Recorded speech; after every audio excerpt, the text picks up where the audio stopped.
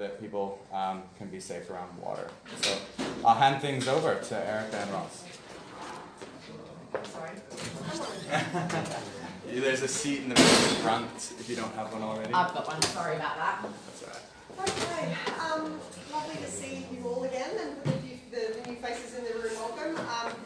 I will chat more shortly, but I'm going to start by introducing Roz, who is a wonderful, wonderful parent within our community who also happens to be an Autism Swim approved instructor. So she wears all of the relevant hats to the work that we do. And so I thought she would be a really fitting person to kick this afternoon off in terms of sharing her story and why she's here today. So I will join you in 10 minutes or so, but for now, if we could all give Roz a huge welcome. Hi there. I would like to say something, and I'll apologise now, but I am going to read this. I'd like to take this amazing opportunity to share with you all my story and why the work that Autism Swim is doing is what I call a huge game changer for our kids.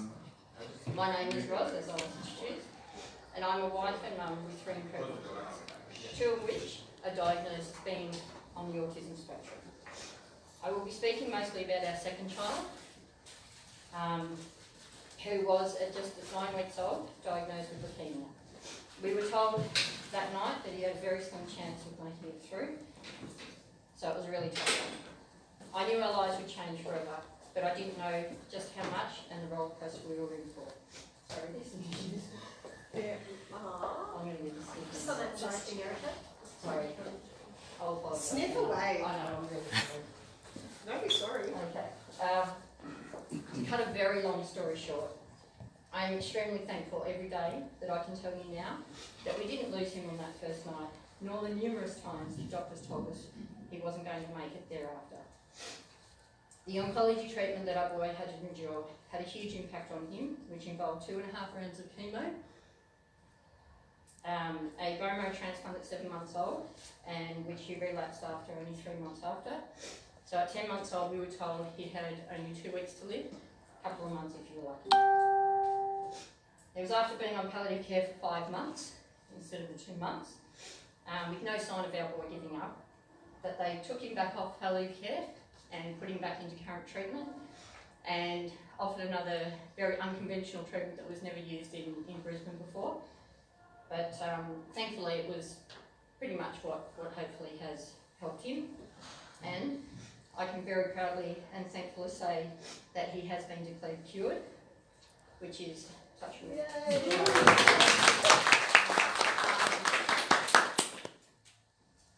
So that unconventional treatment was, his original donor was recalled again, and his lymphocyte cells were transfused or infused into Grant, and that was just a bit of a strength in numbers kind of thing, so more of the donor's good cells as opposed to my son's bad cells. So this all happened in the first 3 years of life, which are crucial to development. I do believe his oncology treatment and the time spent in hospital had a huge impact on him. His physical, social and emotional development, and just before his 3rd birthday, he was also diagnosed as being on the autism spectrum. His diagnosis of autism wasn't the devastating one that some may feel. You definitely have perspective after one like leukemia, and I've always said that he is a fighter and I wouldn't want him any other way, or I simply wouldn't have him. I vividly remember only 2 nights after he was diagnosed, in the paediatric intensive care unit, talking to his nurse after he had made some progress and showed signs of breathing again on his own instead of the respirator doing it for him. I made the very, very innocent comment of, if he ever makes it to a toddler, God help me, because he's going to be one hell of a toddler. Even back then, at 9 weeks old, laying there, I could see his strength, determination and intent will. Well, that very innocent comment that I made back then could not have been more true. His behaviours became more and more unpredictable, impulsive and aggressive to both himself and others. His ability to cope and get through a day without multiple meltdowns was diminishing rapidly. It was like he was fighting everything and was showing no signs of having a sense of what I call uh-oh. He had 0 sense of uh-oh. Sorry, are you right? And from the day he found his feet and started walking, he was off. like literally. I have very clear memories of my husband and I tag teaming whenever we were out to tail him everywhere he went. Thankfully it wasn't that often because we didn't want to run that risk too much. I have a video of us at a park on the Sunshine Coast in Queensland, not long after he started walking. What you could see in the distance was my husband tailing our little man, and then he would turn around and come back towards me and just go straight past and have no sense of where he was or anything like that. So I took my turn, handed over the camera and started following him. It was in that moment that I had a very, very clear sense of how significant this whole situation was. And the level of risk that he would be at if he ever got out by himself. He was the king of wandering, and he would walk off the edge of a cliff or walk onto a road and even walk into a body of water without hesitation. To say that we had to be vigilant is the understatement of the century. We very quickly realised that the front door of our house was no barrier for him either. So the doors had to be constantly locked with the key and put way out high out of reach. He also became quite the little problem solver, and that all he had to do was watch what we did and he would pick it up pretty much straight away. So the key, even though when we were unlocking the door we had to be very aware of where he was, so he wasn't actually looking at how we were doing it. Knowing the doors were constantly locked didn't make us drop our level of vigilance though. Every waking minute of the day, we always had to know where Grant was. I remember a constant verbal re-talk between us. Is Grant with you? Yes, he is, and vice versa. Both hubby and I dreaded the day we would hear the other say no. Is he with you? And one day we did. We were visiting in camp that one of the charities that helped us through his treatment hold. So we were only there for the day. We certainly did not sleep over. That would be horrendous. Our boy was with hubby, and I happened to ask the ever popular, is Grant with you? Expecting to hear yes he is, that wasn't his answer this time. This time it was the dreaded no. And then he said, I thought he was with you. Oh, wow, in that moment, I felt sick to my stomach and my heart stopped beating, literally. I wasn't able to breathe much, but to yell his name to call him, and it felt like time stood still. Now at this age of about 3, he wasn't the most verbal kid, and he definitely didn't know how to respond to a call of his name. After what felt like forever, I did spot our little man. To say the least, I am grateful every day that this moment in time had a happy ending and not the other way. It wasn't long after that eventful moment that I did hear a news report of a little 3-year-old boy in Western Australia who did get out and wandered off. It was reported that he was diagnosed as being on the autism spectrum, which absolutely hit the core of me. Sadly, his little body was found in a body of water not far from his home. I will never forget the impact that had on me, and my level of vigilance rose to a whole new level, with a very determined, not on my watch. This then motivated me to seek out swimming lessons for our 2 boys. I could see whenever our boy was in the water, he was as calm and, dare I say it, as happy as I had ever seen him. I used to call the water his happy place. So I took him to a local pool as often as I could to give him as much opportunity to be happy as opposed to frustrated and angry. I attempted to find a swim school that would take on a little boy with ASD on a one-on-one basis. However, that proved to be a lot harder than I expected. Granted, we were living in Toowoomba at the time, so being a rural area, I knew it was going to be difficult, but I didn't realise that it was going to be non-existent. The reply I would get when I explained our situation was, if you want a one-on-one lesson, you will need to pay the amount for all 4 kids if they were in the lesson. So back then, lessons were about $15 for half an hour. So they wanted me to pay $60 for half an hour just for one lesson. There was no way I could afford that. So the possibility of sourcing any kind of funding just wasn't around. So we continued with just mainstream lessons and 1 teacher to 4 kids. Sadly, even though his swimming was his happy place, his lessons rapidly became his very unhappy place. The amount of times he would lash out at other kids was ridiculous, and especially his younger brother, who was also in the lesson.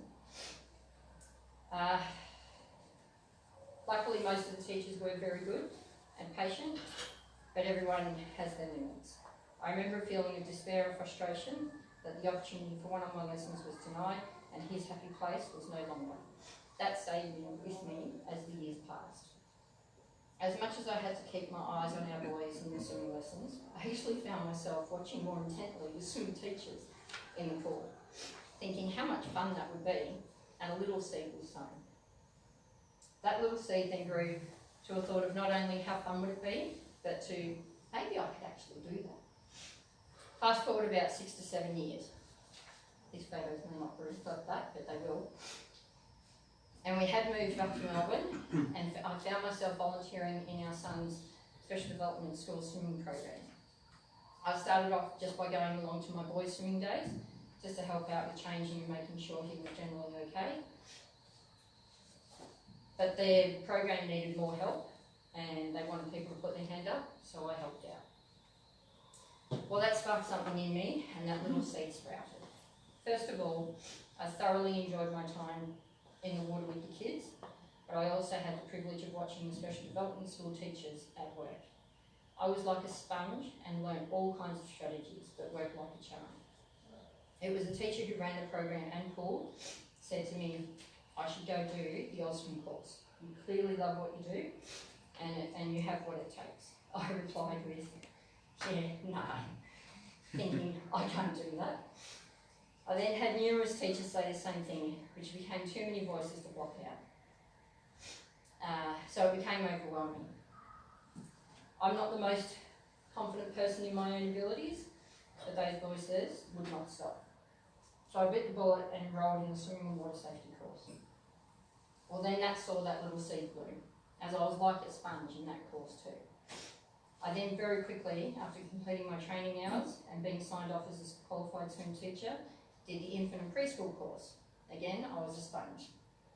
A few months later, I was given the opportunity to do the Access and Inclusion course at our son's school, so I grabbed it with both hands.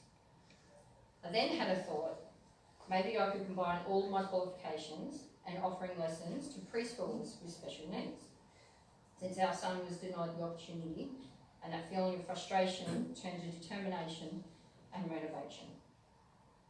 I approached my boss at the time and asked if there was demand for this, and a reply, I can't say out loud, but let's just say it was a resounding yes.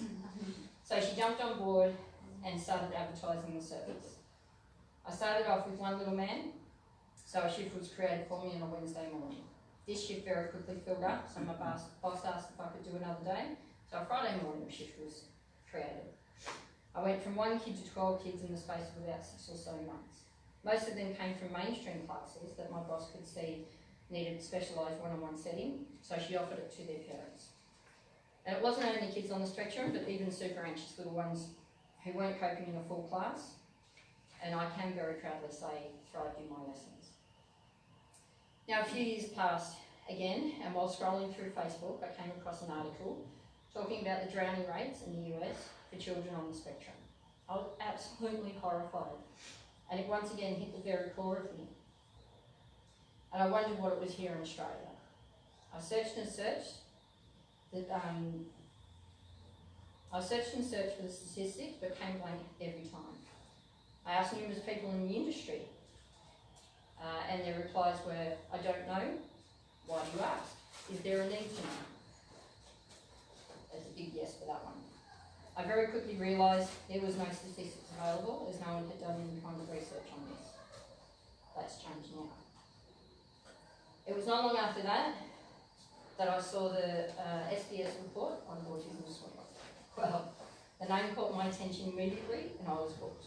The more I learned about Eira and her vision, the more I wanted to learn more.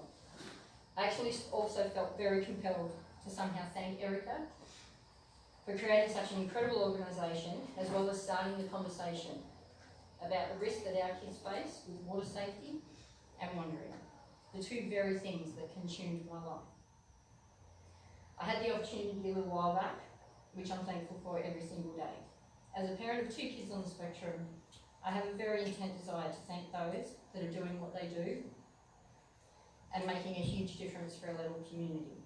Autism Swim surely is a game changer, and not just around aquatic environments, but for also opening up doors of opportunity for our kids by breaking down barriers that have been up for many years. I can honestly say, sorry, I've lost my spot. I can honestly say our kids' futures look so much brighter and positive thanks to Autism Swim.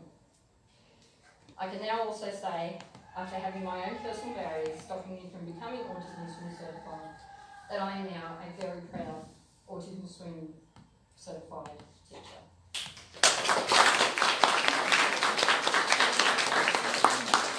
The content in the course was absolutely incredible, and as much as my life is surrounded with ASD, I learned so much more and have implemented it in all my lessons and the kids I teach today, and I can report back that it is undeniably making a difference. To finish, I would like to leave you all with, as a swim teacher, I love that the barriers I faced all those years ago with my son have been broken down. And the service required for our kids is definitely growing throughout the community. Also, if you are a swim teacher, and if you are feeling like you are not getting anywhere with one or more of your kids, please don't give up. Our kids can take longer to achieve a skill, but that's okay. They will in their own time. It's up to you as their teacher to provide every opportunity for them to do so. Even if it takes years, my advice is to break things down to make it very easy for them to succeed. And if they can, they will. As for me as a mum, I can only say, given the opportunity and the appropriate support, it really is incredible what can be. No matter what, there is always hope. Our boy has gone from multiple meltdowns a day with extremely aggressive and violent outbursts and living a very isolated life. For so many years, he lived a very simple life just so he could cope with his day. So outings and activities were non-existent for him. I can now very proudly say that at 18 years old, but working around about a 6 to 7 year old stage of development, he's playing basketball, learning to play guitar. Yes, he's actually learning how to play the guitar. Informal music lessons. He sees a personal trainer, attends private tuition, and takes our puppies for walks. Hopefully you've seen those photos. Lost my spot again. There it is. And most importantly, how could I forget, learning how to cope with life. With a very bright future to look forward to. I can also say that when we do go out and about, it is a lot less stressful and I can let go. Going out with family and friends is something I now look forward to and do as often as I possibly can. Life is now super busy, but it is a very cool busy. Nothing better than seeing your child, who you never let go of, be free to be just in the moment and enjoy life. This hasn't just happened, this has been years of hard work, but I can assure you the rewards far outweigh the hard times. Never give up.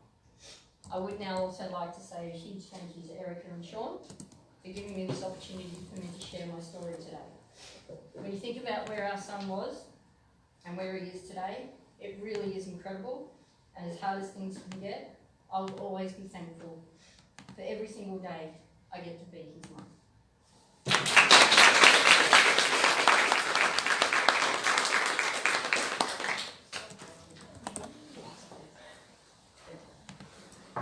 Take a seat, you can relax now. Thank you. Not easy. It's not easy for anybody to tell their story, but that's certainly one of tribulation and triumph and everything in between. And I thought Roz's story in particular would serve to be incredibly inspirational for us all, regardless of where you fit in this picture. So thank you for a tough job that was executed incredibly well. Did good. Yeah. I feel like my job's really easy now in comparison. I'm talking about the clinical stuff. Again, thank you everybody for being here. Just so I can get a bit of a gauge for who's in the room. Hands up, aquatic professionals. Wow. Unexpected and wonderful. Parents. Excellent, excellent. Any other educators? Yeah. Psychologists, any I haven't identified? Cool. We got a good mix in the room, which is fantastic because we all have a role to play in this. The idea with today is that, and this is similar to those who joined us this morning for the instructor workshop, is that it's designed to be quite interactive. We're sitting in small groups for a reason. Whilst I will provide the guidance and the material, we do want today to feel really community orientated and that we're all one big happy family. These topics are sensitive, are hard, and we have tried to deliver this content online and it doesn't seem to have the same impact because I think people value having face-to-face interactions and discussions about topics that are particularly difficult rather than just sitting behind a screen. So the hope from today is also that you will gather here with some clear action plans and some tangible things to implement straight away. This is a big, scary world, but the main take-home from today is that there are so many things that we can be doing about it. And so we're going to keep our positive pants on and we're going to learn and we're going to action things today. Is that a question or are you fixing your hair? Yeah, no problems. I would like, Sean's not in the room, but I would thank Sean when he's in the room because what's the point otherwise? But Sean is the reason that Victoria has become the hotspot. In terms of inclusive aquatics, Autism Swim approved providers, parent education, there's no other place, we're in 11 countries and nothing comes close to what's happening in Victoria right now, and it's all because of Sean. Again, that was all just a big fat waste, so I'll have to say it all again in a minute. Thank you again. I appreciate that most of you probably know about Autism Swim, and that's why you're here. Yeah. But we are international wandering water safety and swimming specialists for those with autism spectrum disorder and other abilities. The idea with Autism Swim is that we spent a lot of time understanding why the drowning statistics are so high and then developed a solution to each of those problem areas. So it's one thing for us to certify swimming instructors and provide them with training and resources and support, but you can be the best swimming instructor in the world and be facilitating the greatest outcomes ever in your lessons. That doesn't mean that that child's not going to drown. I'm a fairly proficient swimmer. That doesn't mean I'm not going to drown. There's so many other puzzle pieces that we need to put together. So parent education is one, community education is another. So the idea is that we have our fingers in quite a few different pies for the very reason that the problem areas are quite complex. It's not just a matter of people with autism struggle to learn swimming. It's really not that simple. We have a video here that some of you may have seen. I'm not sure if it's going to work given the tech issues. It doesn't look like it. We might come back and watch this later. Some of you have probably seen it. This is the one that Roz was talking about from SBS Viceland that basically encapsulates the problem space. When we have a break for afternoon tea, I'll try and get that up and running so as not to delay things further. Let's break the problem space down a little bit further. So obviously individuals with autism have an increased risk of drowning, and it's not just autism, it's any cognitive deficit. Individuals with autism are often excluded from services, the number one reason being behaviours of concern. So a lot of the little ones that we work with and big ones have been excluded from services, and this sort of parallels to Roz's story, for a range of different reasons, but more often than not, that service is just not equipped to provide the right services to that particular individual's needs. They're missing out on the therapeutic benefits and the joy of the water as a result. People aren't aware that they're considered high risk. So we have a huge education gap in terms of the community and letting them know that there are certain population groups within society that are considered high risk of drowning. And just because you aren't directly related to the world of autism doesn't mean that you're not going to be the one that has to respond when you see somebody wandering that you think, I think that child should have somebody with them, and they're stimming and they're making noises, and I just asked if they were lost and they didn't respond to me. That whole picture seems a bit weird to me. Or you might be the person at the beach that has to perform CPR. So regardless of how connected you are to the cause, community members have a role to play in terms of being aware of this. Wandering in particular, which will be a big focus area today, is also really, really common in dementia and other population groups within society. So it's so very relevant, and I'm pleased to see some people in the room who maybe aren't directly connected but understand that they have a role to play.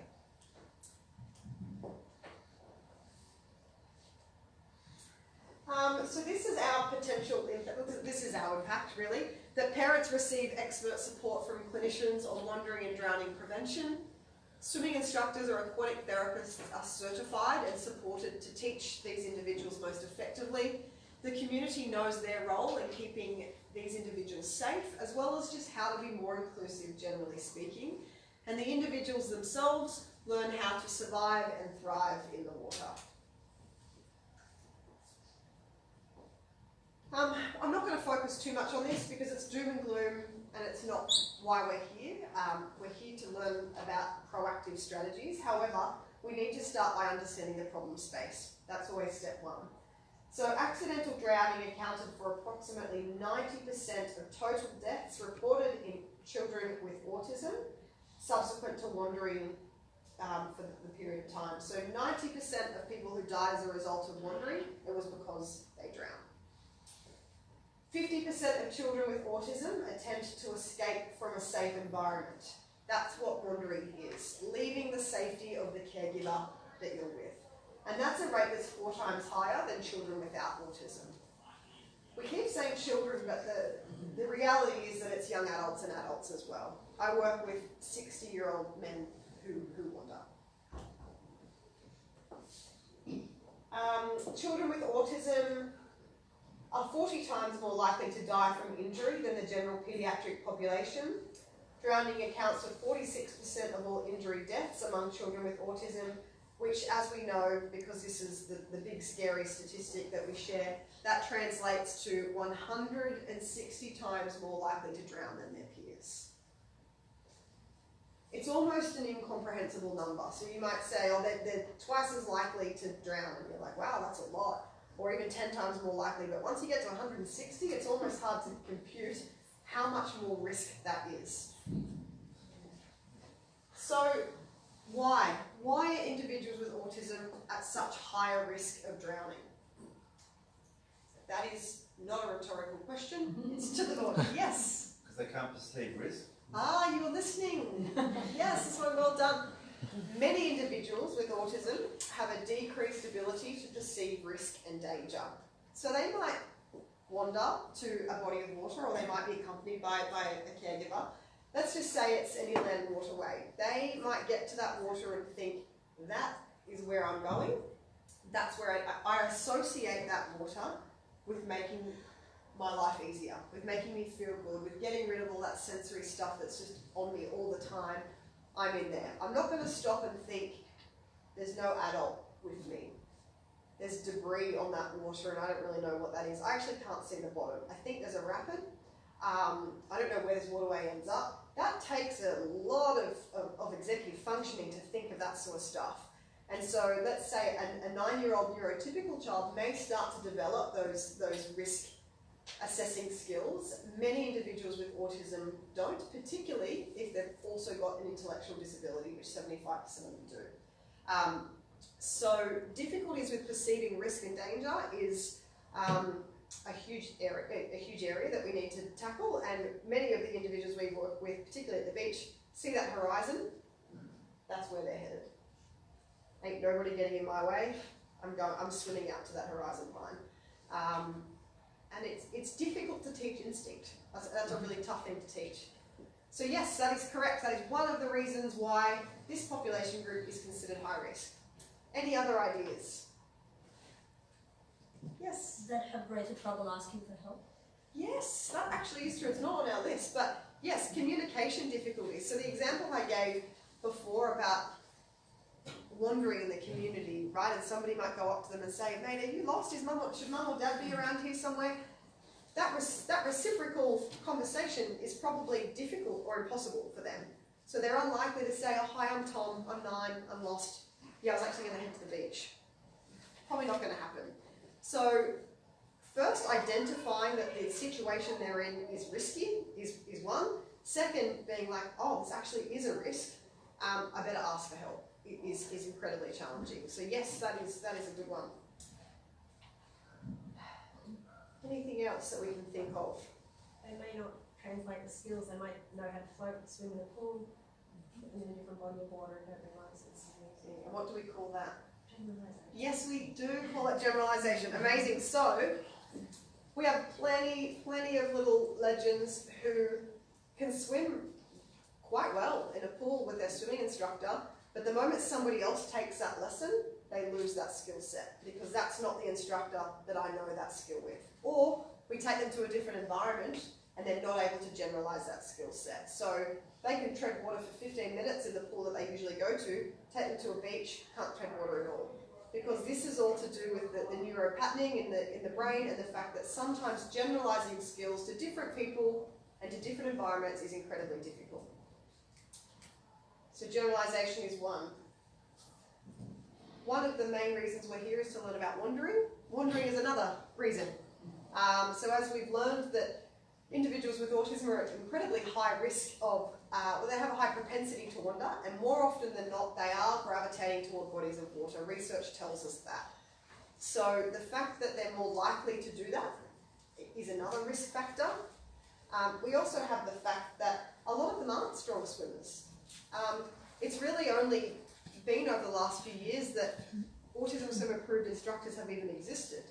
So for many of the little ones that we work with, they're either not engaged in swimming services because they've been excluded, or they might be, but those lessons aren't going so well because they're not being taught in a way that that child learns or that young adult or adult learns. So they're probably, chances are good, they're probably not good swimmers. So we've talked about wandering, we've talked about generalisation, we've talked about lack of specialised services. A lack of awareness, I know I've touched upon this, but certainly the community has a role to play. Unfortunately, a lot of parents don't actually know that their child would be considered high risk. So we have a huge job to do in terms of educating parents about that in a way that is proactive. It's not about be scared, everything that could happen that's terrible is going to happen and your child's probably going to drown. It's like, you need to understand that your child is high risk, and as a result, these are the things we need to put in place to keep him or her safe. Again, we'll come back to that video once we've sorted out our tech issues. So let's talk a little bit more about wandering. You may know wandering to be called elopement, fleeing, or absconding. I once, early on in the piece, was using elopement a bit, using these terms interchangeably, and somebody commented on Facebook saying, I think you've made a mistake here, and started talking about weddings and elopement, and I thought, oh, that's confusing for people, we'll just ditch that. So we don't use elopement, we just use wandering. And that's the tendency for an individual to try to leave the safety of a responsible person's care or a safe area which has the potential to result in harm or injury. And as we've talked about, we're looking at around about 50% of the ASD population group who do wander. Why do people wander? For those who have had some experience with this, who might be parents, who might be educators, do you have any idea about why somebody may wander? Yes. Overstimulation, I was going to say the same thing. Overstimulation, escape, awesome. Yes, that is definitely one. So that fight, flight, freeze response kicks in, and it's like there are lights and sounds and people are telling me what to do and this is all just too much. I'm out of here. So certainly escape is perhaps one of the more common reasons. Yeah. It might be the opposite. They might be seeking that sensory. Absolutely. So it might be really quiet at home and they can see something exciting outside. Yes, so tangible. I'm going to something. What might often happen is parents have a fairly standard loop that they do in terms of dropping kids off at school, for instance. What a lot of the little ones that we work with, or big ones, do is program things on the drive or on the trip into their mind. So they know that there's a pond 2 kilometres away because we drive past it every day, and that is sitting in my mind as it's being programmed because I see it all the time. So the moment there's an opportunity, that's where I'm headed, because I've seen it, and that's where I want to go. So similar to those 4 functions of behaviour that we talked about this morning for the swimming instructors, we have tangible, so I'm going to the water because that's where I want to go, or I'm escaping. And there was an incident in Sydney last year, some of you may remember, where a young man with autism lost his life because he really liked trains and he wandered toward a train station and got hit by a train. So that's an example of a tangible wandering response. It is more common for it to be water, but there are so many other associated risks with wandering which aren't necessarily water related.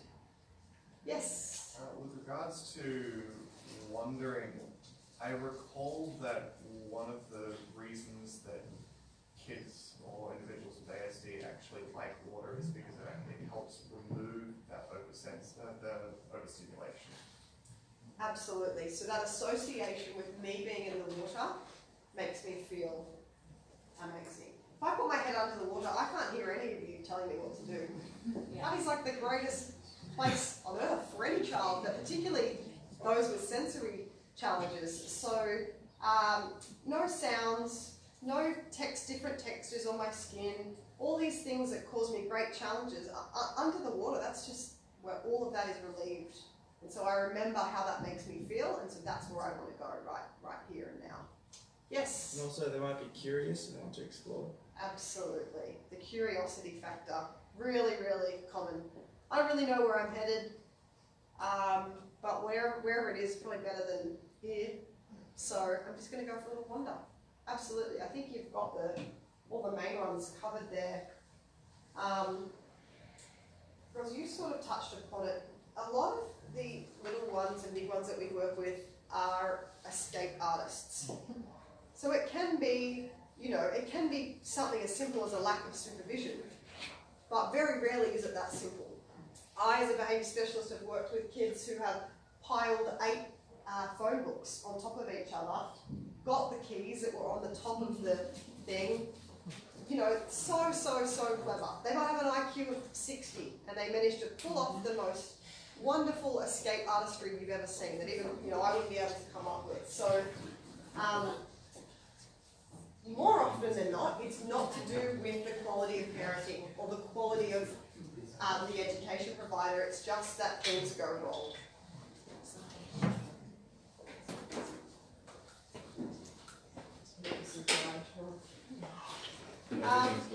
Yeah, I know. So we've talked about overstimulation and gravitating toward bodies of water because they associate water with meeting many of their sensory needs. We've talked about, this is one we haven't talked about, which is an occupational therapist's dream, when we talk about proprioception and the fact that many individuals with autism don't actually know where their body is in space. So they might just go for a little bit of a cruise, and to them it feels like they're, the equivalent of 10 metres away from mum or dad. That's actually 6 kilometres. So actually understanding, and for the swimming instructors in the room, you've probably seen it in the pool, where there's no understanding of where my limbs are in space, and that's when we talk about introducing ankle and wrist weights and things like that, so people start to understand where their body is in space. So this is relevant to the notion of wandering in that ability to conceptualise distance, probably not strong. Getting to a favourite place or area or item of interest, like the train station.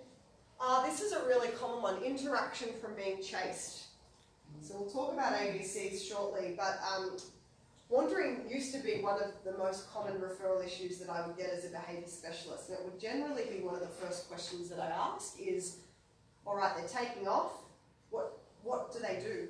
And generally the parent would say, oh, she looks over her shoulder to make sure that I'm chasing her, and she keeps running, and I think, okay, this is hilarious to her, so I think that's the issue. Avoiding something in their environment, like large crowds or loud noise, trying to escape or avoid a situation like academic or social demands at school. School is a really common place for people to wander from, and it's no surprise, really. So around about 60% of parents of children with autism report wandering as the most stressful of all autism behaviours. For the parents in the room, that might be something that you resonate with.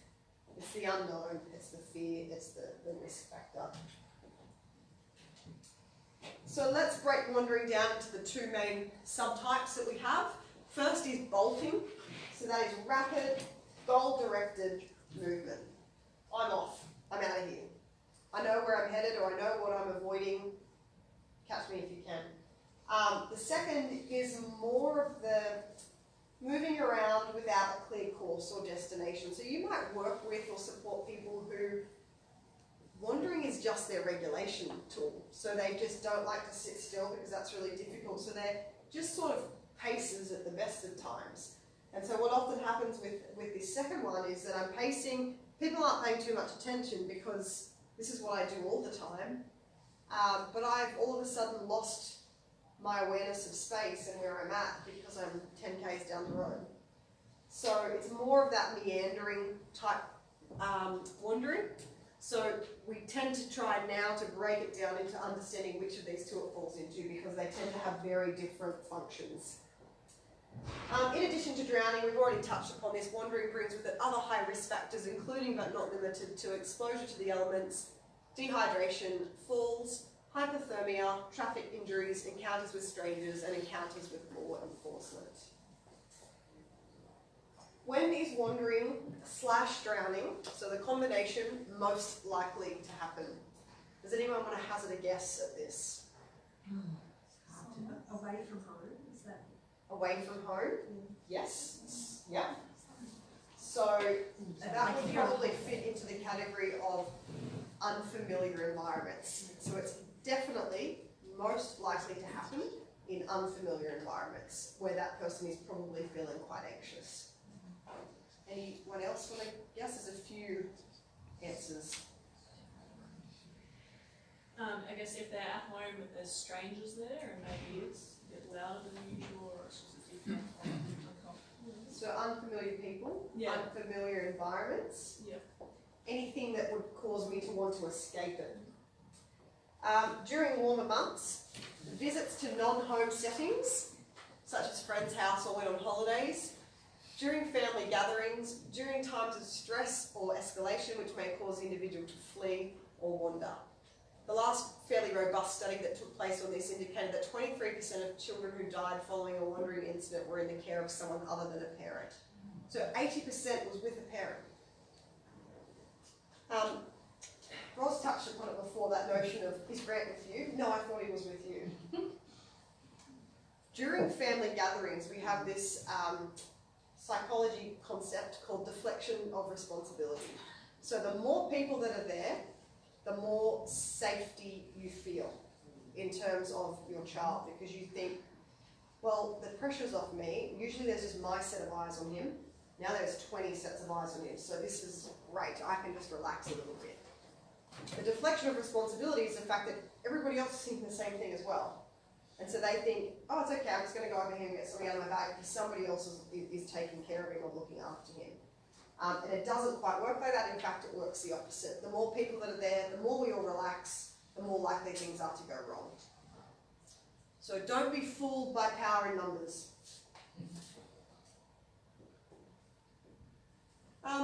Top places where individuals were found, and this is broken down into lethal and non-lethal. The top one is in near water, and the second one is in near traffic. So water is generally the number one thing. And when we get to talking through the wandering action plan, we'll reinforce the fact that water is always the first place we look if somebody goes missing. Always. So for those who did unfortunately lose their life, 52% were in ponds, 13% in rivers, and 13% in lakes. You'll see that the pool and the beach don't even mention there, and it's probably because of that generalisation issue, where individuals have got to a pond and can't generalise their skills enough to keep them safe, and there are probably a whole heap of other risk factors there that they're not aware of.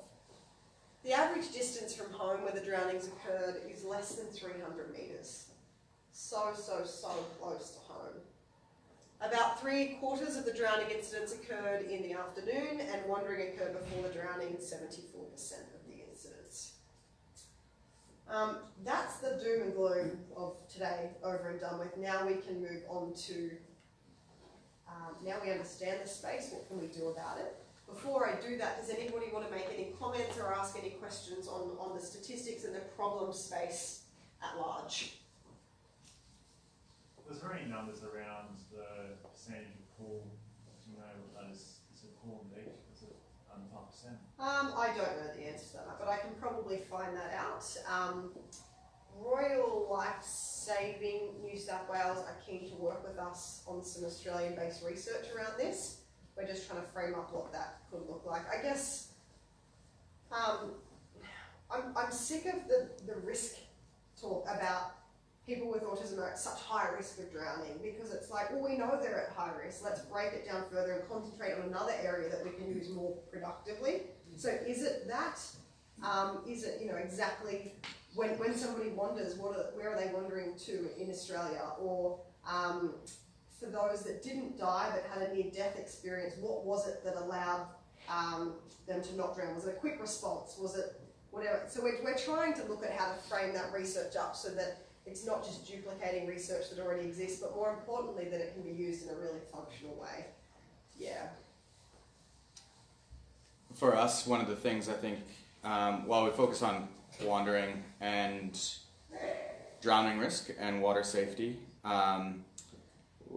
you know, it doesn't matter if it's cricket or if it's Auskick. A lot of our big, beautiful ovals are next to very busy roads, and so it's not just drowning, but wandering in general and road safety. So I think for us, this is very generalizable to other sports and other situations. So I think we're focused on water today, but this could all apply to the footy field just as easily. Yeah, but still baffling the amount of people that don't actually know what wandering is. Like for those of you who are instructors, before you embarked on the Autism Swim journey, were you familiar with what the concept of wandering meant?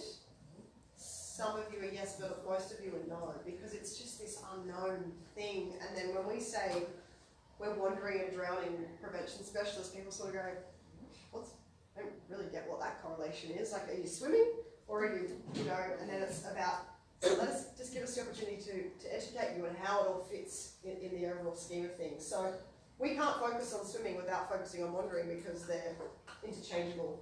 So Sean is right in that wandering is so very applicable to all areas, particularly in the sport and rec space at the moment. So hopefully you'll see more and more community awareness campaigns happening. What can we do about it? This is my favourite section, positive behaviour support. It's probably Sean's favourite, it's probably Erin's favourite because we have a few other behaviour specialists in the room as well. There are things we can do, but we can't do anything until we understand the behaviour. This is the same for any sort of behaviour analysis or behaviour support. Anything we do is just a band-aid approach unless we've developed a good understanding of why it is that that person wanders, because you could have 20 people who wander and it's all for very different reasons, right? So step one is working out why that individual wanders. Does anyone want to take a guess at how we would work that out?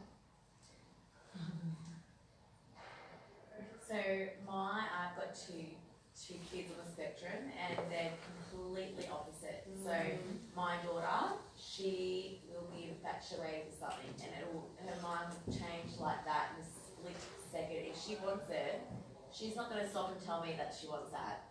She's going to go, she's a runner, a bolter, there is no fear, there's nothing. She's gone until she's got that.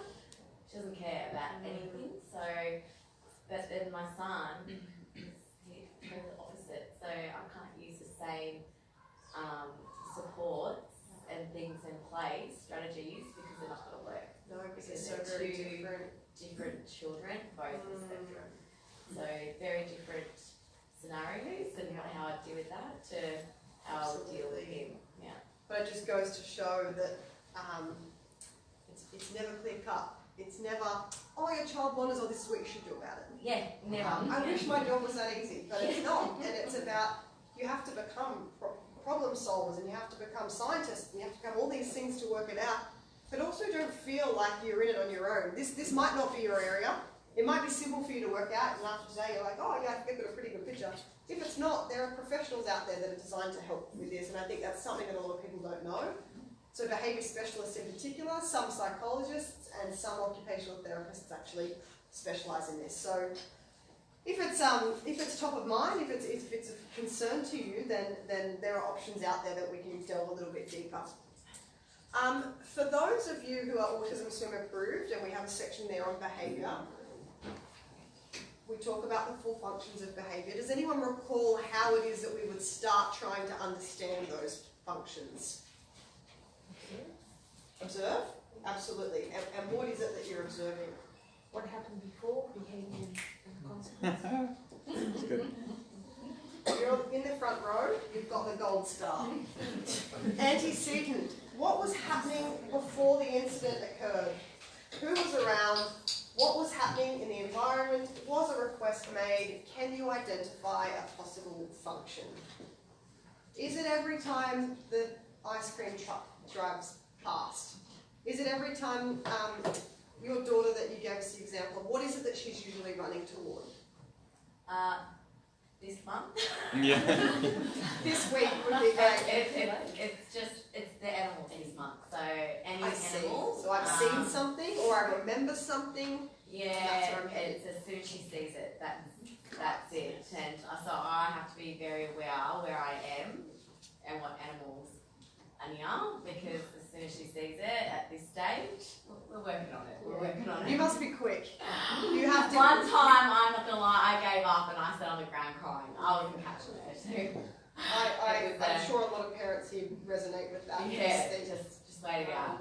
Yeah, and it's. But yeah, so this is, it's just dogs at the moment. Yeah. Okay. Yeah. So that's your daughter having very poor impulse control. Yeah. Which is very hard to teach also, but not Yeah. possible.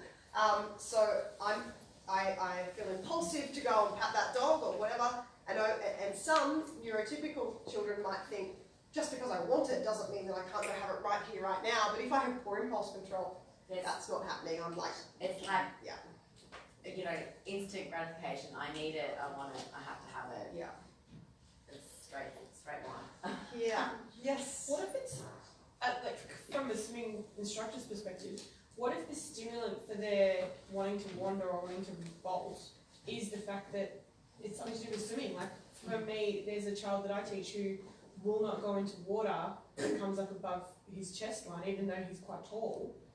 And so I know when we've discussed things like entering the big pool or entering a deeper body of water to make it easier for him to swim, that's the stimulant for his meltdown. Yeah. Or for his wanting to bolt. So what in that situation, when it aids the progression of their swimming, what do we do in those sorts of situations? Well, step one is still understanding what it is about that challenge that's so difficult for him. Is it depth perception? So he thinks that things are so much deeper than they actually are, and it's a big issue for him. Is it my feet being off the floor, which is a really common struggle for many that we work with. I think he has a heightened sense of danger, and he thinks a lot of things are dangerous when. Quite possibly. Yeah. Yep. And that's probably an area for an OT to help you unpack that. And then once we've got that understanding of where we think that challenge is broken down further, we can then look to put some strategies in place. Is it a desensitization process? Is it discrete trial training? Probably an ABA-based program that gets him feeling more comfortable in a really progressive way. So we think we understand the problem. It's that he doesn't want the water any deeper than here. But then you scratch the surface and you're like, oh, it's not that simple.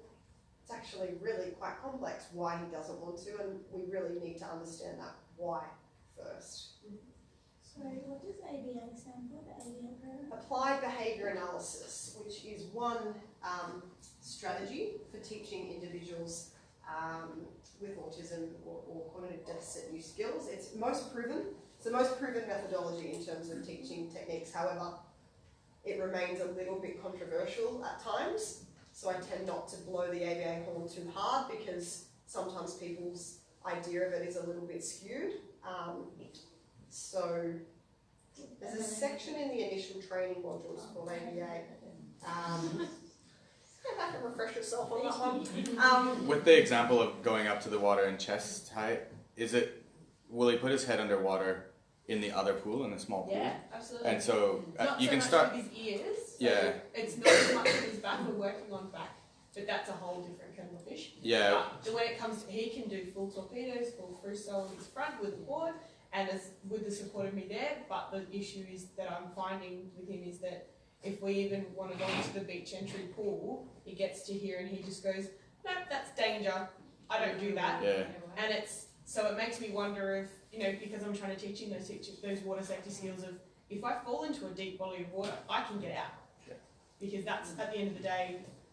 Yeah, so an OT, as Erica said, at least you can start ruling it out that it's not it's not fear of water or getting his face wet or other things. It's exactly as you described it, probably safety, and OT is the way to go.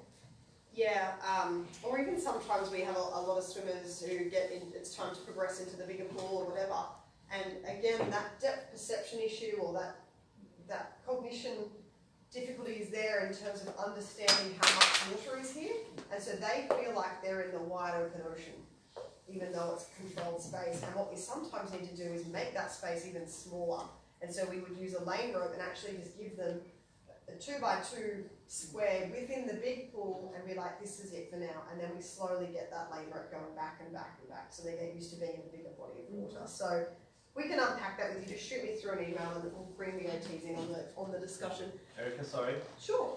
Could it be a fear of not being able to touch the bottom? He's tall in this case. But he couldn't touch it in the deep pool though? That's what I'm saying, is like, he's tall enough to be able to touch the floor. But he doesn't want to get into try. Exactly. So, that's why raise the surface. Yeah. And I get into. can't even get him on a platform because he doesn't want to do it. This is the issue that I've been having. So bring the platform in the LTS pool. Have you work at my centre, you know how small the LTS is. Platform with the LTS. Just a small one. Guys, we're brainstorming as a team. Yeah. I'm not trying to shut you down, Josh, but come on, man. We're trying to put a little thing there to raise the surface and say, look, Johnny, it's not that bad. Yeah, during the break we can definitely brainstorm. We can get into the deep dive Yeah. specifics if you like. So anti-sin is step one, what was happening before the incident occurred, which allows us to understand things a little bit more. B stands for behaviour. When we say wandering, that this child, what does that mean? What does wandering mean? Let's break it down, let's identify the function. Are they running? Are they walking? Are they looking behind you to see that you're following? Are they running toward dogs? Have they just sort of lost track of time and space and they get really scared and don't know where they are? What's actually going on here? C, what does C stand for? This is the one that's most often overlooked. What we are doing, or what is happening in the environment or with the interactions with that particular person absolutely has the potential to reinforce the behaviour happening again.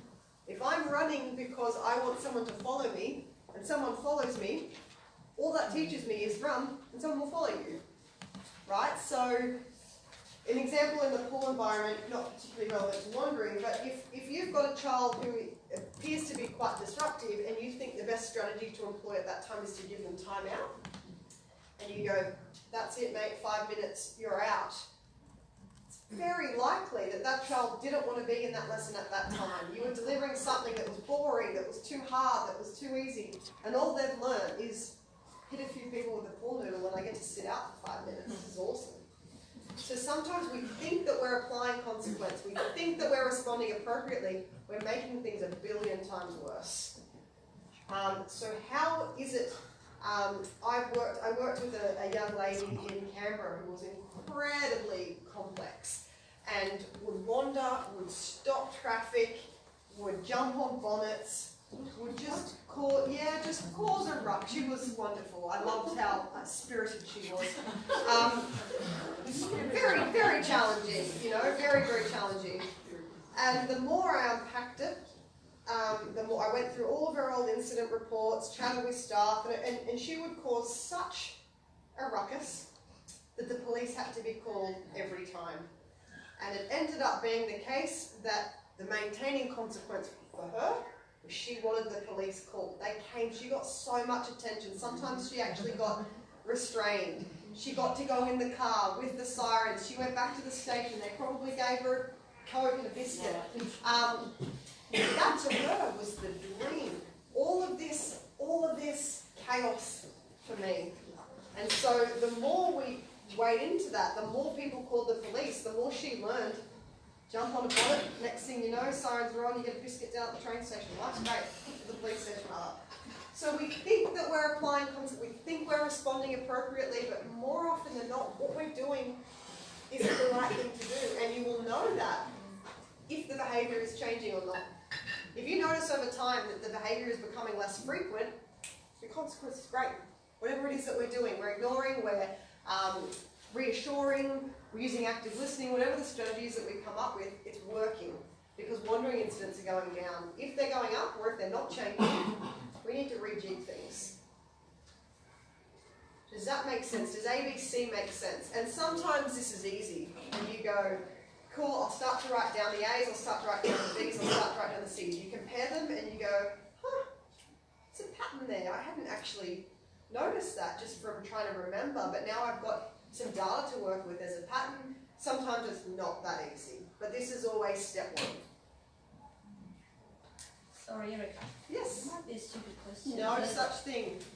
how many times does a behaviour with a consequence has to happen before you know it's not changing and that means that something's wrong with the consequence, as opposed to you just haven't given it enough time to work?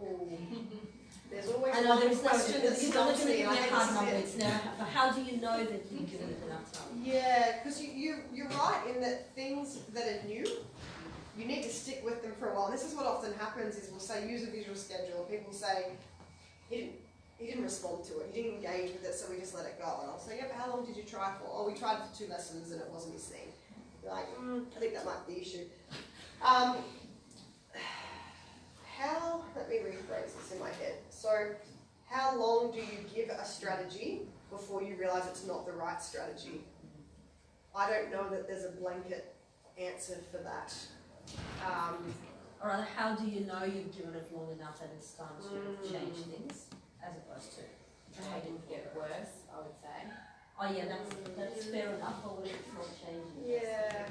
Let's try and put it into some sort of context. So let's just say can you give me an example, like are you talking how you might respond to a wandering incident? Oh look, I've got a completely different scenario with nothing to do with wandering and drowning, just other aspects of behaviour. Sure. I've got a volatile mix of an autistic teenager at home. Oh, just a tough combo. Even one of them would be tough, but two of them is Yeah, tougher. So yeah. in terms of the thing at the back of my mind is, how do I tell the difference between the autism causing it or being a teenager causing it? But at the end of the day, it doesn't matter if I can deal with it. So, how do I know that I've ignored it, for instance, enough times that maybe it's not working? Yeah, it's tough because some of these behaviours are embedded, and they've been embedded for years and years and years. And that's the other factor. If you started dealing with them fairly late in the process, they are more embedded, so it might take a little longer. And I think if we think about ourselves, what our reinforcers are can change really quickly, and we have what's called satiation as well. So I might jump through a lot of hoops to go get a beer sometimes, or a bar of chocolate, but eventually you've had so much that you just don't want anymore. So that amazing reinforcer has gone from a 10 out of 10 to a 0 out of 10. We've all eaten so much birthday cake, and when we first saw it, we're like, you might actually be salivating, you might actually have a physical response, but you've eaten so much birthday cake, you'll actually have the opposite of response. You might feel sick when you see birthday cake an hour later, you're so stuffed. And right now, you might be really motivated to run across the street to see a puppy, but next week, it's a different reinforcer. And so you might be engaging in behavior to seek something out, or you might be engaging in behavior to avoid something, and that can change from 1 minute to the next, and so it is really difficult. And I think the point is, how confident do you feel that you understand the function? Because if you're pretty confident you understand it, and your strategy correlates with that function, then there really isn't a reason why that response shouldn't work. Does that make sense? So if you think, oh, I'm not really sure what the function is, so I'm just trying the strategy, that's going to be a lot tougher than knowing what the function is, maybe getting a behaviour specialist to come in and validate that, or just do a proper assessment, and then knowing that not weighing in on the behaviour, let's say it's interaction based, not doing that as the right thing that is suggested to you, then there's no reason why that shouldn't work if the function of the behaviour has been identified correctly. So what you're saying is sometimes you actually just apply the logic. Logically it should work, so you just give it as much time as you need. If it makes sense, if it's not causing any harm, stick with it. If when you're not confident with the function, that any other strategy is just sort of a band-aid approach. Erin, where are you in the room? I don't know if you have anything further to chime in there. Yeah, no, I think that this is my area of expertise, so I'm happy to chime in. We focus a lot on the consequences, and I think we need to be really tuned in to why our kids are engaging in problematic behavior that they're engaging in, understanding that it can be a moving target, and there can be multiple different functions, and when you get into being a teenager, it becomes very dynamic.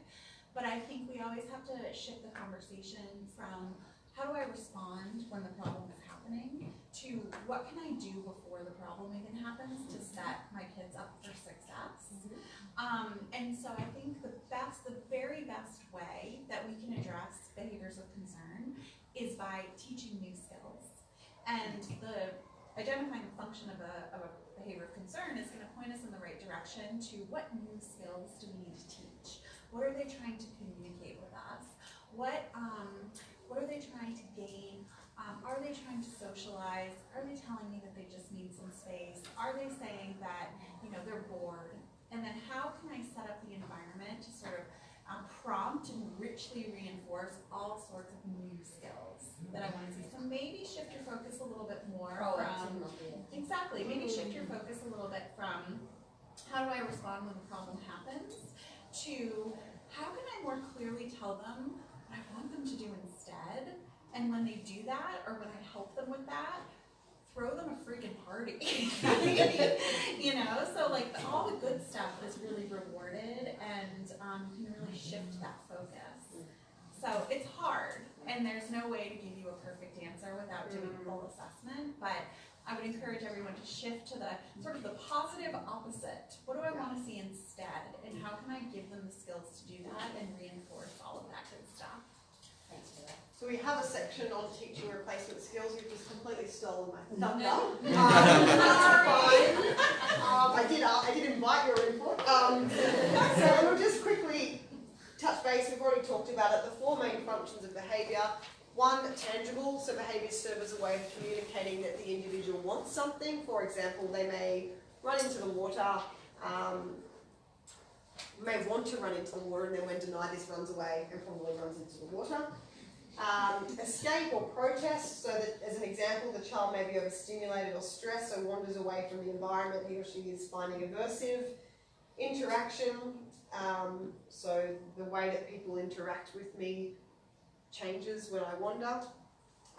Or sensory, so they may need the regulation benefits that wandering provides, so that notion of sort of pacing, of meandering, but then I've just completely lost my idea of space. So, Erin, we're going to teach some replacement skills. We can't really do that until we understand the behaviour first, because we need to know what skills it are that we're trying to teach, right? So,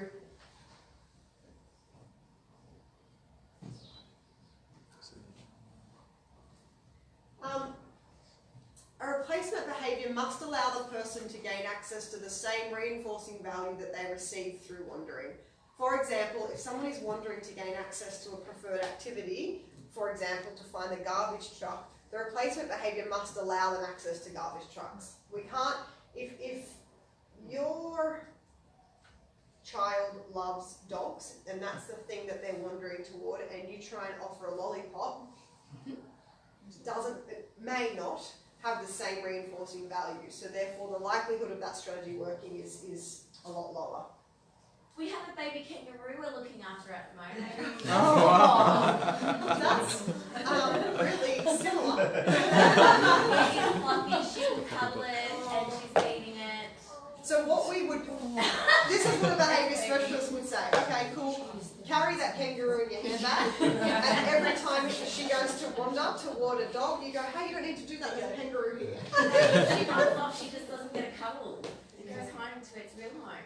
Yeah. Oh, gosh, I love a pet kangaroo. We need to teach our little ones how to communicate what they want instead of wandering. Once we know what it is that we need to teach them, we then need to determine how to teach them. So there's a few steps in this process. This will usually involve breaking the task into a series of small, achievable steps and following a task analysis type format. And that's where we break down one task into smaller subtasks and then determine the level of prompting required at each sub-step.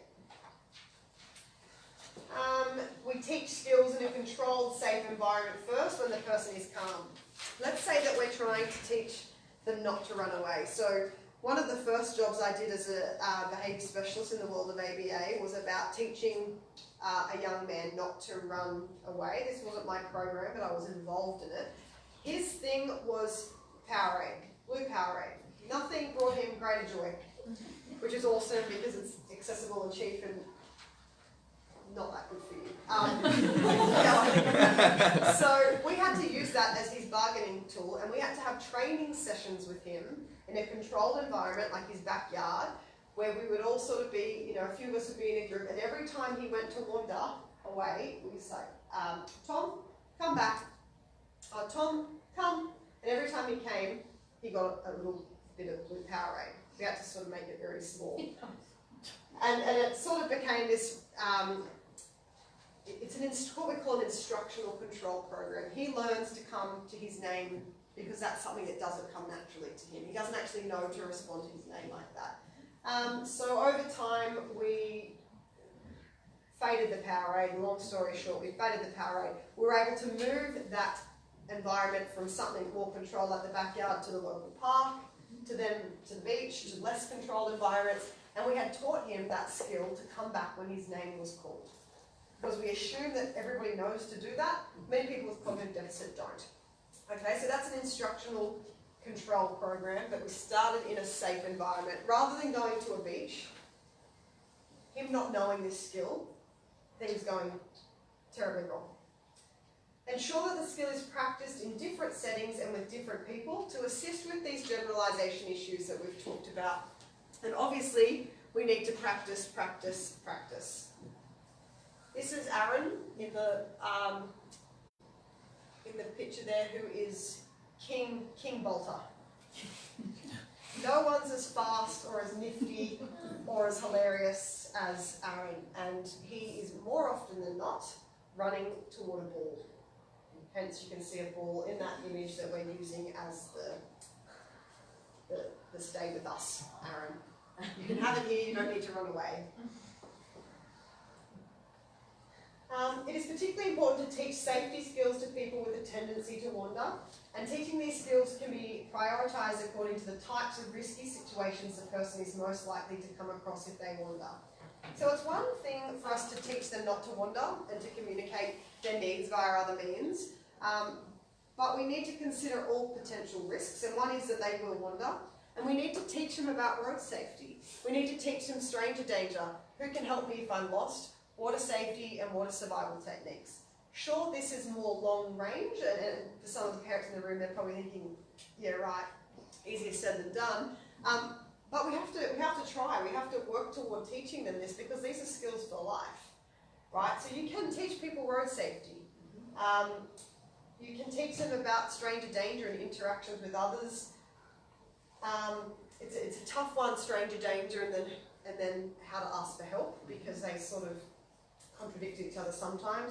And then obviously water safety and water survival techniques. So don't throw this in the too hard basket. Let's work toward preventing wandering. let's work toward responding appropriately, but let's also work toward simultaneously teaching safety skills at the same time.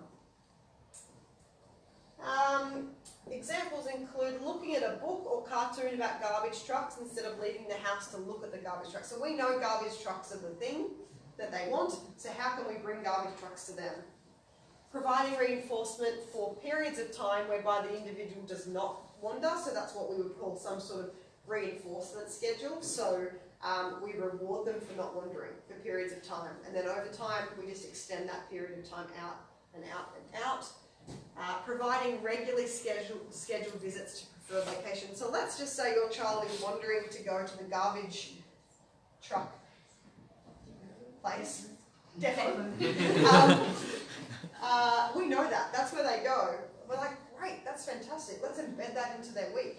So every time they go to wander and they're just about to walk out the front door, you say, Luke, let's have a look at our schedule. We're going to the depot tomorrow. What can we do now? Let's go do something else instead now, so you redirect them. So you're not saying you can't go there. That thing that you want so much, we're not saying you can't go there. We're saying you can go there under these parameters. So that's called stimulus control. So with the puppy example, I know it's a lot more complex than this, but this is an example of that, in that you would have structured puppy visits throughout the week, in conjunction with other strategies as well. And so every time they go, it's a matter of saying, well, let's have a look when we actually are going to see the puppies.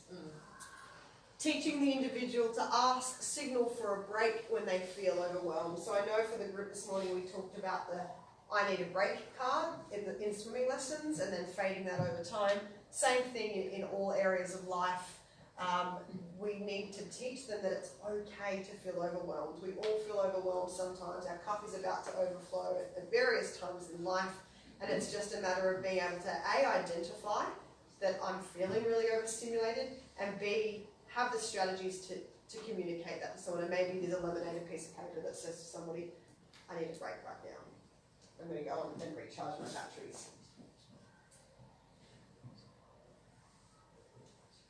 So positive behaviour support has a really vital role to play, because it helps us understand the behaviour, it helps us respond appropriately, it helps us teach replacement skills. That's the role that positive behaviour support plays in all this, and it's probably the least restrictive, because we do have restrictive options as well, and these are not appropriate for everybody. But for some, they have a role to play. Many of the individuals we work with have tracking devices because they need to. And sometimes our team will recommend them, and other times we think totally not necessary. So it's a case-by-case basis. A common restrictive intervention is known as environmental restraint, which prevents free access to parts of a person's environment, such as locking or placing alarms on doors. So if that individual was to leave the front door, for instance, an alarm would sound, and so we know that. So that's least restrictive, because it's not the person actually wearing anything, it's just attaching something to our doorway. When implementing any restrictive practice, careful consideration needs to be given to the rights of your child, the plan to fade, etc., and consulting behaviour specialists and/or occupational therapists would be necessary for that. So some examples, we've got some outdoor technologies such as CCTV cameras to assist in identifying how and where your child may have absconded or wandered from, and which direction they may have travelled. Boundary fence lasers, they will alert you when someone has crossed or blocked the receptor for laser on the boundary fences. Indoor technology, we've got alarm systems, so monitoring doorways, stairs. An alert is sounded when the connection of the monitored door or stairs is broken, alerting you to a possible exit. Tracking bracelets, these are becoming more and more advanced as the days go on. They connect to your smart device for you to track your child's location. Safety locks, so various types available for internal and external doors and windows. Restricted window openings and crim-safe wire doors and window fly wires. It depends again on the nature of the wandering. I work with a young man who will only escape out of windows, not doors. That's his thing. And therefore windows are our priority, and we've had to put some crim-safe stuff in there and try and make it impossible for him to climb out, whilst also understanding why he's doing it and trying to meet those needs through other means. We know that being able to swim is not a safeguard against drowning, so obviously we will always recommend enrolling your child in Autism Swim approved lessons because it's a skill for life that has so many other benefits. The chances of them surviving because they can swim are so much greater. But as we've discussed, being able to swim is really only one part of the puzzle piece, and so we need to work with parents and educators in the community on other wandering and drowning prevention techniques and skills and strategies, which is where the wandering and drowning prevention toolkit comes into play. What I think we'll do is bank that till the end. The toolkit, for those of you, did most of you download it? No? Okay, we've got some copies here, so that's okay. For those who did you have a flick through? It's pretty long.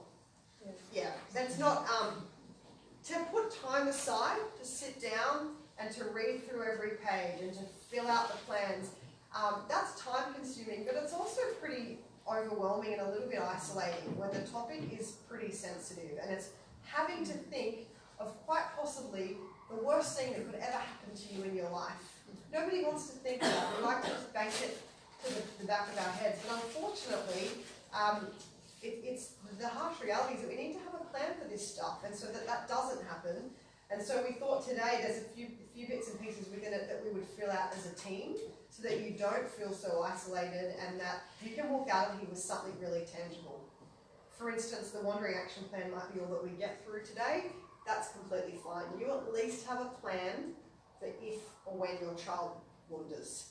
And for those that aren't parents, you might like to choose somebody in your swimming services and fill out as much as you can about that particular child wandering behaviour. We need to have a plan, and we need to think of the worst case scenario so that we're prepared. So this is what the wandering action plan looks like, and we will get to that a little bit later. I think what we'll do is have discussions and questions, and then for those that are joining us via live stream that don't have access to the toolkit, they can drop off and we will continue on. For those who don't have one, that's okay because Sean's wonderfully printed some today. We're now going to touch on drownings. One of the most baffling things that this journey with Autism Swim has taught me is that people have no idea what drowning looks like, and it's so scary. The media tells us that somebody's putting their hand up in their near and they're calling out for help. Research tells us that's actually physically impossible when you're undertaking the process of drowning. So physiologically you can't do that, but secondary to that is the fact that many of the individuals we work with are non-verbal, so they're not calling out for help anyway, even if it was the case. And this is scary because yes, you're all here because you're committed to being the best aquatic professional you can, the most proactive parent you can be, whatever it is that you've decided to be in this room. There are millions of people out there that aren't in this room who need to know this information and don't. So the next time you're at a barbecue, the next time you're out to dinner, whatever it might be, this is my party discussion. Do you guys know what it looks like when someone's drowning? I know I'm the life of the party. Because people need to know this. They're at the beach expecting that there's videos that we probably won't watch, but they show drowning occurring at a beach where there's hundreds of people from Ross to Eira away, and someone's drowning, but they actually don't even know what that looks like. So they're just, all happy days. So I know we have touched upon this, for those that are Autism Swim approved, I know we've touched upon this already in the online training, but it's so important to have a refresher. And also for you to start to think about what you can do as an aquatic professional to educate more people on this. Is it that you're going to put together a little flyer and have it at the front of your centre? What is it that a Facebook video to educate those in the community, whatever it might be, but something that says, guys, summer's just around the corner, and it's really scary that no one knows what drowning is looking like. And I, as somebody who is embedded in the aquatics sphere, feel like it's my responsibility to do something in terms of education. it's almost always a deceptively quiet event. Yes. Just incidentally, I read a story of someone, complete opposite, someone being at the beach, hearing all sorts of yelling out and weird behaviour, Okay. jumping straight in the water to save them. Turns out it was an autistic child and that was there. They weren't in trouble at all, that was just Just their them being playing, them. their sticking, their something else.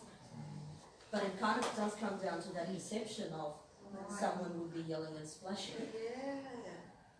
Is anybody Kind else? of better to err this way. That's Yeah. exactly right. That's so better to be responsive than put our head in the sand and do that deflection of responsibility. Like, I think that person's in trouble, but somebody else will help. Does anybody else here love Bondi Rescue as much as me? Yes. Yes. Sometimes it's a ridiculous show. And other times I just think it's brilliant because you see people drowning. Every single episode you see people drowning, and it looks exactly like what we're about to talk through, in that they may have started to feel a sense of danger and hang on, I'm in a wreck and I'm being swept out. And so that stage they may have put their hand up, but if they've already started engaging in the drowning process, that hand's not going up. They're not calling out for help because they can't, because they're gulping water. Strongly suggest everyone watch Bondi Rescue. I tell my kids that, watch Bondi Rescue, because when we do rescues and we say, put your hand up, help, I said, that's for someone who's in trouble. They need a little bit of help just getting towards the edge. I don't say that they're drowning. And one kid actually said to me, they're drowning. And I said, no, they're in trouble. Drowning, you probably won't hear anything at all. Yeah. Or I don't feel safe is generally what we say. Oh, this?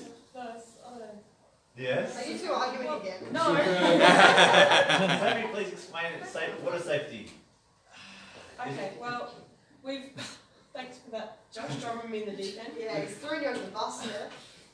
There's been several training sessions in which, I don't know whether it's our specific centre or what, but This or is it this? is it this or is it this? And we've Absolutely. talked about this is hello and then this is help me, but at the same time it's, no, it's just, if you need help, you call for something, like you wave your hands around, that's what you do. So I suppose, I don't know exactly what you wanted me to say, Josh. It's tough because when you're feeling unsafe and your cortisol is through the roof, you're not thinking, what is it? You've got out here and help me right now. We're launching an app in December. We're launching an app in December, which is a water safety app. Guys, we might just stop the chit chat. Save it for afternoon tea. We're launching an app in December, which is the first water safety app ever, specific to people with a disability. And it's like an interactive social story, almost a game, but a little bit more like a social story, teaching them about what to do when I feel unsafe and how to stay calm, and the fact that I need to tread water and float on my back if I can. And the idea with teaching anything is that you tell people what to do, not what not to do. So we don't say, don't wave your hands around, because all their mind remembers is wave your hands around. So we have to be really prescriptive in terms of, if you don't really feel safe, if you feel a little bit out of your depth, what is it that we do? We have to practice treading water. We have to practice floating on our back. If we're in a rip, we don't try and fight it, whatever it might be. Does any, yes? Sorry. I guess, yeah, the app sounds great. I think that's a great idea. But just with your daughter, I guess, my understanding is that people who are coming from overseas, they never do that. That's not taught anywhere else in the world. And it didn't make a lot of sense, because when you're panicking, you're probably not going to do that anyway. So I think an open hand, that's easier to tread water and an open hand. So, I'd say it doesn't matter, get your hand up. yeah. Who cares if they're making a history of it? Yep. Don't tell one or the others. Yeah. Just watch Bondi Rescue, make notes of what people do in real life, and that'll be the new training session. Bondi Rescue. Next time I'll have Oppo with me. But you'll see there that it either the camera very rarely catches them putting their hand up in the air. It's just when they need to respond, and then so it's all very responsive, and they're under the water, and sometimes they're picking them up by the hair and reefing them onto the paddleboard because it's the only option at that point. So, that being the case, would you know if someone was drowning right in front of you?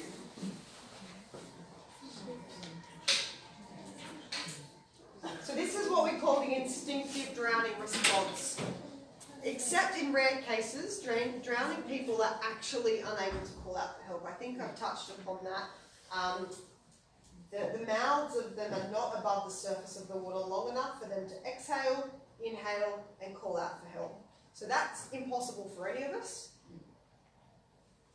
Doubly impossible for those who don't have strong verbal skills.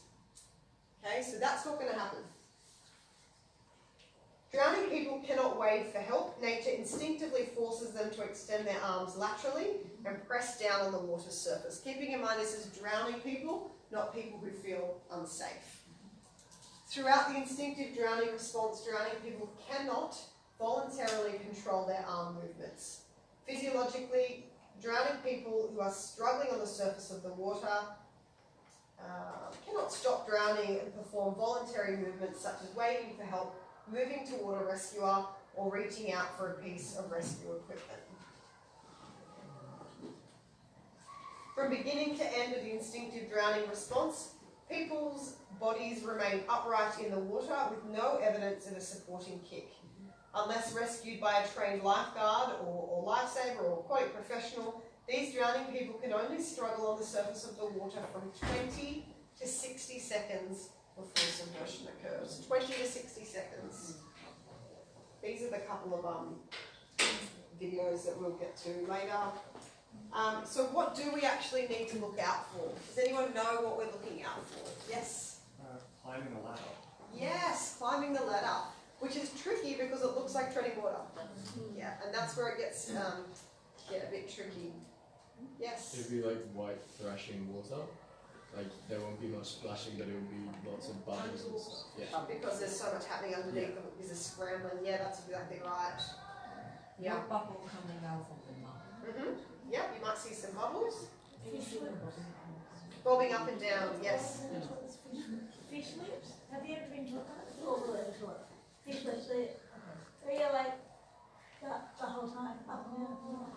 Because you're trying to It's gasping. Sorry? Was it? Did you say yes? I think someone had to be taught fish lips. No? That's a cool concept though. I mean, fish lips and... Yeah, it makes sense. Yeah. Their mouths are... Yeah, I mean, that fits the bill. So they head low in the water, mouth at water level, head tilted back with mouth open, eyes glassy and empty, unable to focus. Eyes closed, hair over forehead or eyes, not using legs, and they're actually vertical. Head low in the water, mouth at water level, head tilted back with mouth open, eyes glassy and empty, unable to focus, eyes closed, hair over forehead or eyes, which I just read the same thing twice. It took me to get to the end. It's a long day. Thanks everyone for letting me know. I thought it was so important, that's why you were doing it. It is actually very important, that's right. Hyperventilating or gasping. Have I read this one? No. Trying to swim in a particular direction but not actually making any headway. Trying to roll over on the back, appear to be climbing an invisible ladder. That's the end of that particular drowning section. Any comments, questions, concerns, stories, anything we want to share about the drowning chapter in particular? If anyone has any ideas that, in terms of what we as an organisation or you as an instructor or you as a parent can do in terms of educating more people on this, we are all ideas because, as I said, I think we all should be doing more. Yes? There was actually a swimmer in the US a while back who drowned through shallow water drowning. They fished. He was doing what's known as a blackout swim, where he's basically trying to swim underwater as far as he could, and he stayed back after training, and the lifeguards ended up fishing him out, and basically looked like he was having a seizure underwater.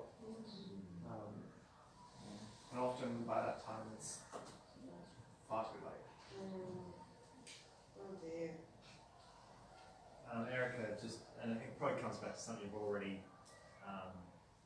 self-identified, but covering stuff for lifeguards and different departments involved, rec centres, because I know from my area of my work is that I cover a lot of different departments, and while it's very specific to learn to swim and aquatics areas, there's still a lot of other areas we'd like to be able to train staff in this area, and particularly this content is probably relevant to them as well, but it's Yeah, like I always think, what about lifeguards that see someone in trouble, so they're not drowning yet, they see someone in trouble, they go to do their typical rescue, but that particular child cannot stand being touched, right? So they go in to do, or the typical thing is to get people on their back. And most of the individuals hate that sensation, so that's just going to cause so many issues. So we have to get creative and look at ways to work with lifeguards and say, this is how you would do it. A rescue with somebody who doesn't like being touched, who doesn't like being on their back, who doesn't like you, whatever it might be. We have to get creative. So there's a whole space there that we know we need to be doing something about. We just need the money and the manpower and the support to do it. But I think in terms of all of the aquatic professionals, so surfing, surf lifesaving, all the requests that we get, I feel like lifeguards are probably the next most important that we need to work with. Yeah. I hope that most lifeguards I am on would, be able to adjust what they're doing at the time. If you're saying to go on their back and there's no way they're going on their back, you're like, keep me out above the water. I don't care how you do it. Just, yeah. We have the rescue tubes, we use rescue tubes, so it's a matter of, I don't have to touch you, you grab onto that, you keep your mouth above the water, however you want to get your mouth above water when you go to the edge. You say you'd like to think. Yeah. You're also Autism Swim approved, Yeah. and I can tell you that most lifeguards don't actually know what they're looking for in terms of identifying somebody who may have certain preferences. And if they go and wrap a tube around them and that child starts having a meltdown, they may not have the knowledge to go, I think that's why. It's because of the tube. And so I know some of it's common sense, but then some of it's just a real lack of awareness, which is fine. We've just got to do something about that. Yeah. Yes? I think coming from experience of doing life-saving lifeguarding growing up, the training is very specific, and they are trained in how to do their rescues a certain way, and they're not trained in how to really think outside the box in that, because they're also thinking of their own safety. So having not had, and within Lifesaving Australia, Lifesaving Victoria, there is a lot of emphasis on safety of the lifeguards too. So they are trained on how to, if someone doesn't respond, how you expect them to respond when you approach them, how to maintain your own safety. But there isn't this, and that's why I think it's so great, you guys coming into that space would be amazing, because they don't have that awareness of how it's not within their program. There's a lack of flexibility. Yeah, I mean, back to Bondi Rescue. So I often see them going get over to the flags, and then they get so frustrated and they're so annoyed, they won't get over. We've told them so many times, I'm like, what's that telling you? That that's not working. Why aren't you trying a sign? Why aren't you trying something else? Because what you're doing isn't working. And I think that's lifeguards, but I see it with surf lifesavers as well, because I spend a lot of time with them. It's across the whole industry, but it's going to be the case that everybody's going to need autism training. Everybody. Diagnoses have gone up, 1,150% since 1995. So it's going to continue on some sort of trajectory. And in terms of providing inclusive services, you're going to have to be. It's just a lot of pressure on us to provide that, but we're up for it, and we're always open to collaboration. And I think it's just a matter of their training, that awareness within the training of lifeguards and surf lifesaving Australia, and just having that, even just opening it up to that. It's not a huge change probably that needs to happen within the organisation, but just that even awareness. Stepping stones in the right direction, yeah, for sure. Up afternoon tea? Are we there? Anytime you like. The fruit is here. There's sandwiches. So. Okay, let's maybe take a little 5 to 10 minute break and recharge the batteries and then we'll reconvene. Do you want to let them know the 10 minutes? Is there? I looked. There was at one point there was like 7, and then there's down to 2 people, 3. Yeah, I think set. If you want to let them know that we're going to be working through the wandering toolkit now, and that's the end of the live stream. You can take that. Yeah, please. Yeah. Sure. It's like a Kerry well done. Kerry Bridge. Oh yeah. I know Kelly. She's out in Ballarat, so that was nice to have her on there. She's recently changed her last name, so I saw it and I was like, who is that person? Yeah. So. Yeah, always good to get a little shout out. Yeah, it's nice to know people are there and they're listening, and hopefully, I think the tech is working and the volume, and it's, of course, it's the people power and your hours.